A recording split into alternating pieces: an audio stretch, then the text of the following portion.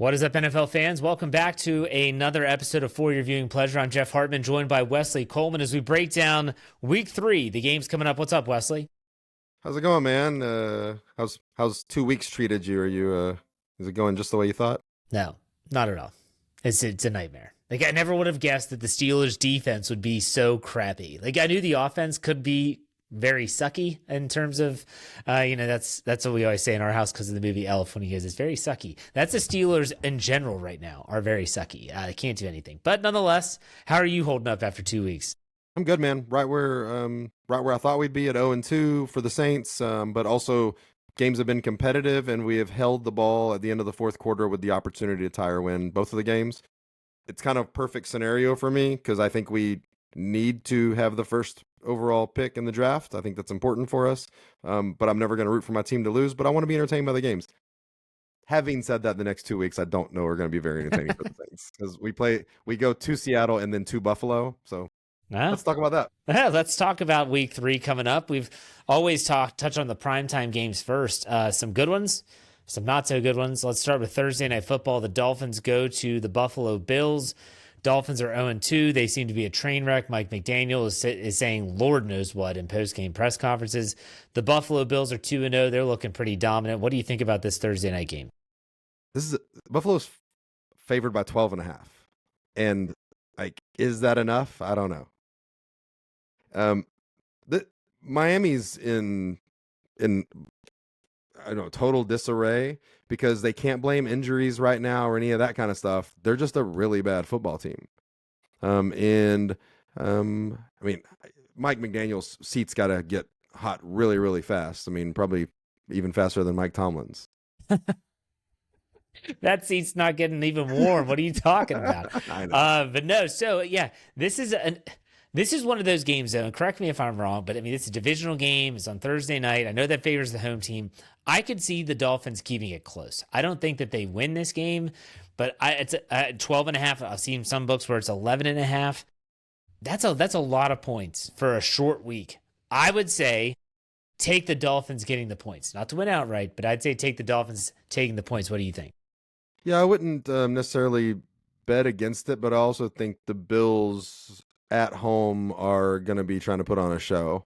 I think that, honestly, teams like the Bills are going to be pretty inspired right now with the Chiefs being 0-2 and Joe Burrow going down for the Bengals. So those are really, I mean, are the Bills scared about the Colts being 2-0? No. The Ravens being 1-1 makes them feel better. I think this is a time for the Bills to actually try to show out and get done real early with this is our AFC to definitely win. Well, not to mention they have the head-to-head win over the Baltimore Ravens after week 1. But let's transition to Sunday Night Football, a game that everyone just cannot wait to see. Chiefs at Giants. That is our Sunday night contest. This is two 0-2 teams that I will give the Giants credit. Your boy Malik Neighbors, boy, he's something. And Russell Wilson can still throw the deep ball. We knew that from last year in Pittsburgh. That's ringing true with the New York Giants. But the Chiefs are 0-2. That is so weird to say. I don't think that they're done. I don't think their window's closing, but it is weird to say. They can go 0-3. If you're asking me, I don't think there's any chance they go 0-3. You think there is? It's the right storm for it because the Giants maybe have the best pass rush in football or the best defensive line in football. And right now with the Chiefs, with who they're missing, there's some rumors that Worthy's going to be back. He's kind of, I don't know how that looks. But the Chiefs are in disarray as far as having people to throw the ball to. And if Patrick Mahomes doesn't have time, he hasn't looked good so far. So it could be like a perfect storm of a real low scoring game that somebody walks away with, a 15-13 win or something like that. Yeah, the total is 44.5 in this one. Which seems so high. That's what I'm thinking too. I'm looking at these two teams that are defense-dominated, defense-oriented teams. I don't see there being a lot of scoring here, but I do think the Chiefs are going to win. And currently the Chiefs are giving 5.5 on the road in New York. Would you take the Chiefs to cover? No, I think it'll be closer than that. I'm not saying I'm going to pick the Giants outright, but no, I think that the Giants can keep that close. I'll take the Chiefs to cover. I think they win by a touchdown. I think they win by a touchdown. But I think in terms of the saving grace for our primetime viewing pleasure is the Monday night game, and that is the Detroit Lions, who are coming off of absolutely throttling the Bears at home last week, and the Baltimore Ravens, who are at home last week. In the second half, they dismantled the Browns. Not that that's saying much, but still, Lions, Ravens, this is a weird game. A spread of 4.5. Baltimore's giving Detroit, and a total of 51.5. Wesley, what do you think about the Monday Nighter? I think that the Lions better. I mean, there's no such thing as a must win 3 weeks in, but the Lions with a losing record after 3 weeks is not going to look good for them for how the way that the Packers and the Eagles, both look. And I mean, the Packers being in their division, so you're talking about the Lions being they're a 5 seed if they kind of get it together.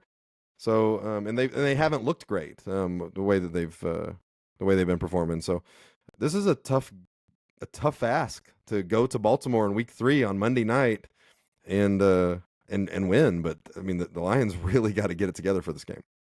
I will say this, and I've said this on other shows too. Baltimore's due for a little bit of a dud. I think that the Lions, I'm not saying they win outright, but I would take them getting 4.5 points. I could see this being a really close game, coming down to the end, maybe a last-second kick.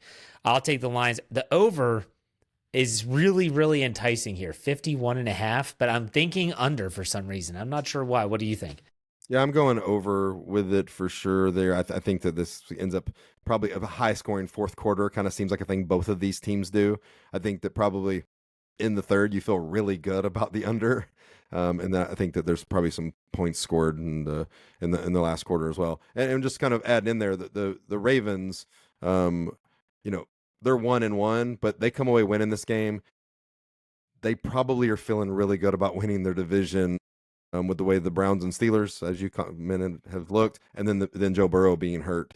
The Ravens come away pretty comfortable if they win this game. I agree. So let's take a look at the whole slate of games. Upset alert. We've been trying to pick some upsets. What would be an upset for you in this slate of games? Anything come to mind? Well, I mean, it depends on how much you're calling it an upset, but I think that one, I think the Atlanta-Carolina game will be closer than people are expecting, just because it is a divisional game, so that'll kind of be a mess. But my upset alert is going to be the sorry, what was I looking at? Arizona, San Francisco. Okay. I think San Francisco can end up winning that game, even though they've got people hurt. I can tell you this: last week, Mac Jones did not look as bad as what I expected. It took him a first quarter to kind of get going, but I think that Arizona is going to be. I mean, San Francisco only being a 1.5 favorite at home. Is not normal, but I think that San Francisco hangs on and wins that. I think they're going to look pretty good, actually. You may not know this. Mac Jones had over 50 starts in his NFL career and has over 20 wins going into last week. Like he actually had quite a bit of starts, and he might be one of those for next year. I think Purdy comes back and takes his job back this year, obviously, but Mac Jones may be getting signed with somebody next year to try to be the next Daniel Jones, Sam Darnold kind of person. That's a good point. I'm going to go with my upset alert, and there's not a lot of tangible evidence as to why I'm thinking this way, but I do like home dogs. I like the Bears getting a 1.5 at home against the Cowboys. I don't think the Cowboys I think they're playing a little bit above their head right now. Last week, you saw some of this kind of turn against the Giants. Some of this, it kind of reared its ugly head. We'll put it that way. And man, Ben Johnson, Caleb Williams, you cannot start 0-3, and you can't do that at home. And so I do like home dogs. Ben Johnson, Caleb Williams have got to get it together, or else pretty soon we're going to be having the conversation that Caleb Williams is he the guy? Is he the answer? You said yourself that you're not going to even entertain that until week 9 of 2026. That's fair. But that doesn't mean that other people aren't going to start saying that, and they're not going to start having some noise gathering, and you don't want that. So I'm going to take the Bears at home to win. They're going to get the points. I think they win outright. That's where I'm going. What do you think about that? Yeah, so one, I think that I know some Bears fans who are starting to already be a little bit dismissive of if Caleb Williams is the right guy, which I think is early, but they've watched a lot more of his games than I have, and I think they went into this year thinking this is when he's going to take the step, and they haven't liked what they've seen in the first 2 weeks. I also I thought that Dennis Allen was going to go back to being a defensive coordinator and do really good, and I don't think he has done really good so far. And again, I know we've kind of been this. I know you've not liked Dallas at all, and I like to hate Dallas, but I think they're better than people are giving them credit for. I think their offense is going to continue to kind of get better and score points. Their defense isn't great, but I think their offense is pretty dangerous. All right, let's go to our sneaky good matchup of the week, a game that maybe some people aren't talking about from a national perspective, but could actually be a really entertaining football game. What game are you looking at here? Sorry. The sneaky good matchup. That's right. You'd cut out right as you were saying That's okay. Sneaky good. I mean, is it Cincinnati, Minnesota with their backup quarterbacks? Is there? This is a game that I think like we see the injuries and dismiss, but like these are talented teams with their running backs and their receivers and their tight ends around these quarterbacks, and I mean they're gonna, try to put together whatever they can. If these there are exciting players here, and so I think it's one of those interesting ones to see who steps up and if there's a quarterback who has a good game. Is this a game you'd even watch? Are you entertaining that? I mean, it might have been the number one game on the schedule week 1 when you were thinking about this coming up in week 3, but is it even one you're even gonna? Are you waiting on the highlights? Well, Jake Browning versus Carson Wentz is not moving the needle much for me. But I do agree that their teams are really good. This could be, I think this is the definition of a sneaky good game, because a lot of people are going to dismiss it right away because of the quarterback injuries, but really you could see some fireworks. And Jake Browning lit it up last week when he came in relief of Joe Burrow. I think Jamar Chase had 165? And he had a great game, and Justin Jefferson's going to be able to get his no matter who's throwing the football. So that is a good one. I like that one. I'm going to go with Texans at Jaguars as a sneaky good game because this is an AFC South matchup. The Texans cannot start 0-3. That would be a death knell for them, even in that division with the Colts at 2-0. The Jaguars and Liam Cohen, boy, this is a weird dynamic between quarterback and coach/coordinator. You've seen some stuff. And Brian Thomas. Yeah, it's kind of a combustible situation there in Jacksonville already. And so for me, you add in all those intangibles and some tangibles, and I think this Texans-Jaguars game could be fun with some of those outside narratives. What are your thoughts? Yeah, I like it. It's kind of one of those games that I almost didn't want to call it a sneaky good matchup because it's obvious that it should be, but honestly, it's not. Like the Texans are 0-2 and the Jaguars are 1-1. I think it's an important game in their division. We don't know. The Colts can be 3-0 after this week, and we still don't know if they're real. That could all go away really, really quick. So whoever these two teams that we thought would be competing to win the division need to be fighting right now for second place. So when the Colts, if and when they do stumble, you're able to kind of take over and be prepared to be in first place. It's going to be interesting. In terms of some other sneaky good matchups that I would say could be entertaining football games, Raiders, Commanders could be an entertaining football game. The Raiders did not look great on Monday Night Football. They are obviously traveling on a short week now. Any other games that you're like, hey, no one's really talking about this, but could be a good one? No, that's kind of the one that I kind of wonder about. But no, there's honestly some games that look like there's a whole. It's the team. It's kind of bottom heavy. There's a lot of games that are kind of thrown into the not so sneaky, and the good ones are obvious. I don't know if we want to. It's kind of an obvious one, but Broncos Chargers is a game that I don't know is being talked about enough. I'm not sure the Chargers at 2-0, and their defense looks really good. I'm not sure if they're being talked about enough of what they could potentially be. I think that it's time that the national narratives and the way that fans view the AFC West starts to shift, because it used to just be, well, it's the Chiefs and 3 crappy teams. It's not that way anymore. I mean, you talk about the Chargers that are 2-0, the Chiefs are 0-2, the Broncos are 1-1, and then you throw in the Raiders, who are not an easy out. I think they're the worst team in the division, but they're not an easy out. This game is sneaky good as well. And that's a 4:05 kickoff on CBS. If your team's not playing at that time, I think that's a game you're going to want to watch. I absolutely do.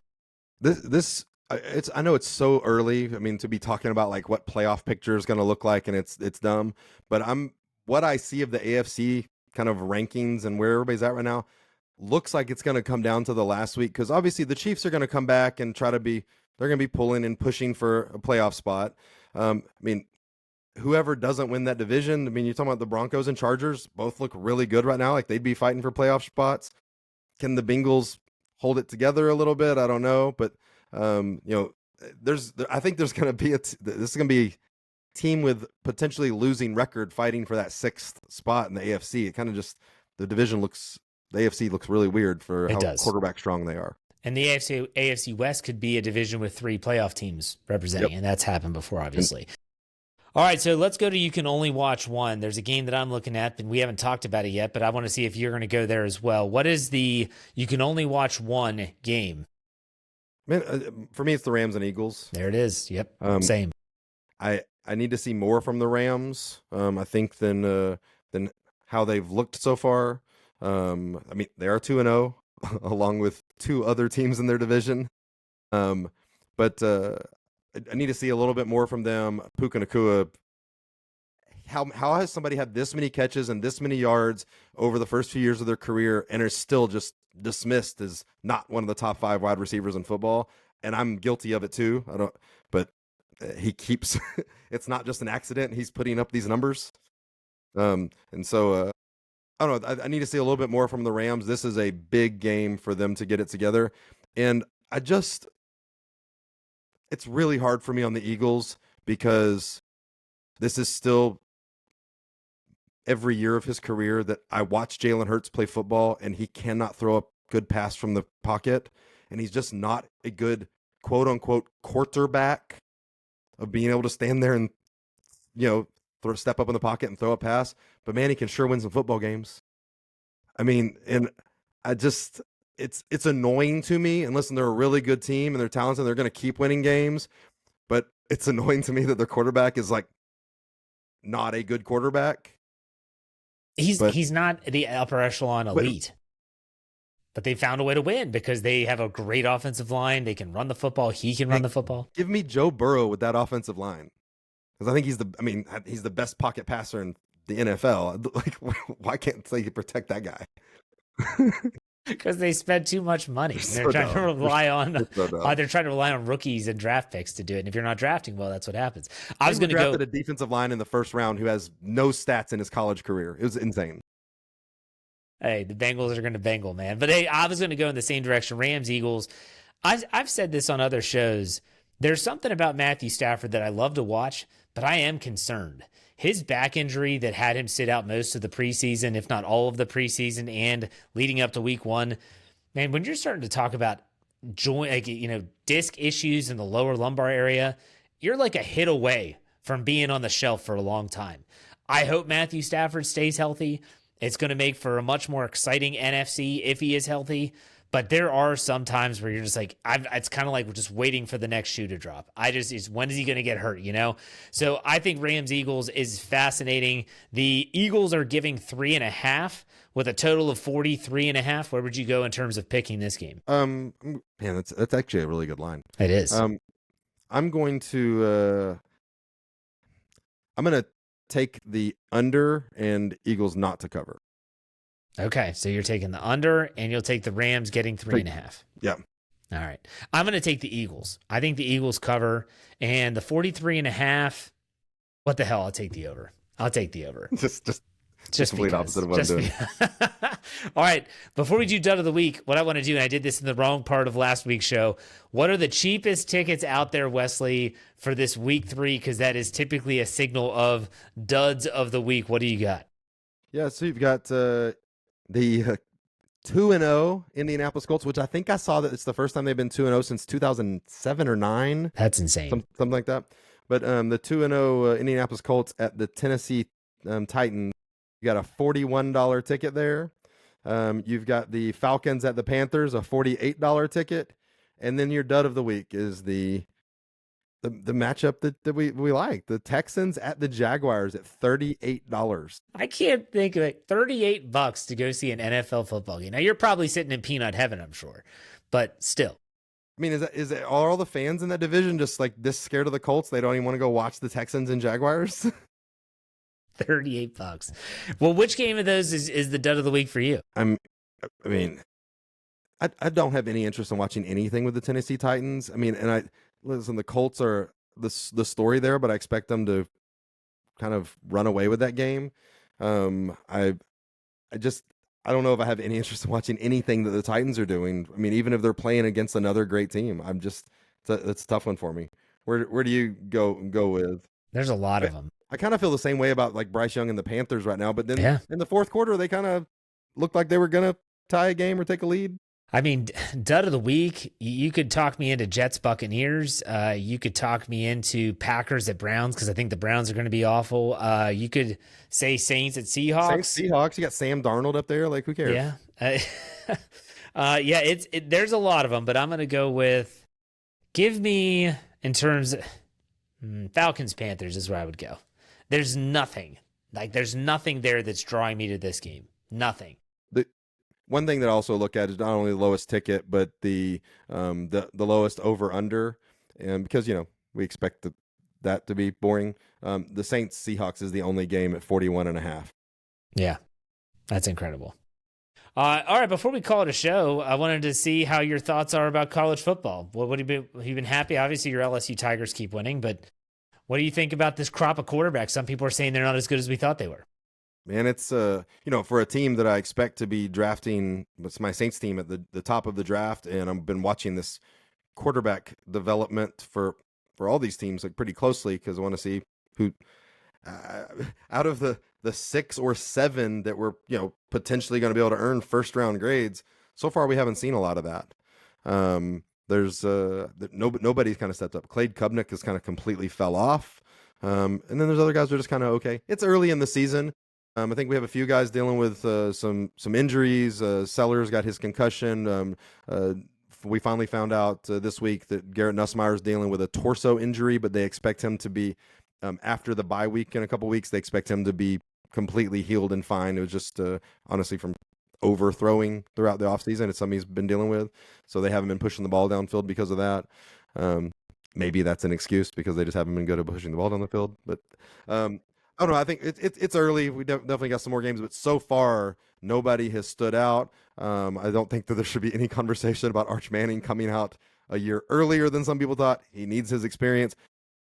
I get making bad decisions. I get being slow, all that stuff. What I don't get is somebody who has been raised by quarterbacks and been around quarterbacks his entire life having a bad throwing motion that he consistently uses. I can't wrap my head around. He's been taught how to properly throw his entire life. And the fact that he has an ugly throwing motion that I don't know, that's concerning for me of, 20 years of being taught the proper way to hold a ball and release it. So hasn't worked. No, you're not in the camp that thinks that he has a shoulder injury that they're hiding. And the dude grimaces every time. I've seen like clips on Twitter. So I was like, every time he throws, it looks like he's in severe pain. That could have something to do with his throwing mechanics. Yeah, sure. I guess I just think that, I would assume that him with his last name and the long enough plan of maybe being drafted in 2027, he wouldn't be playing right now if he had a shoulder injury, whether that's surgery or whether that's rehab.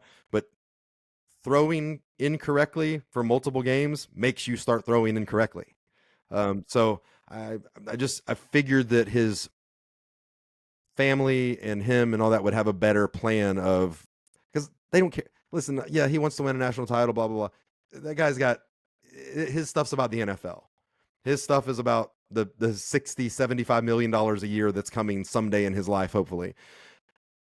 He doesn't care what's going on with Texas in the grand scheme of things. It's probably a time for that guy with that last name to be a little bit selfish and take care of his shoulder, if that's the case. If it's the case. We'll keep you updated on college football. Bigger games lie ahead. But Wesley, why don't you tell us where you can find your Saints coverage?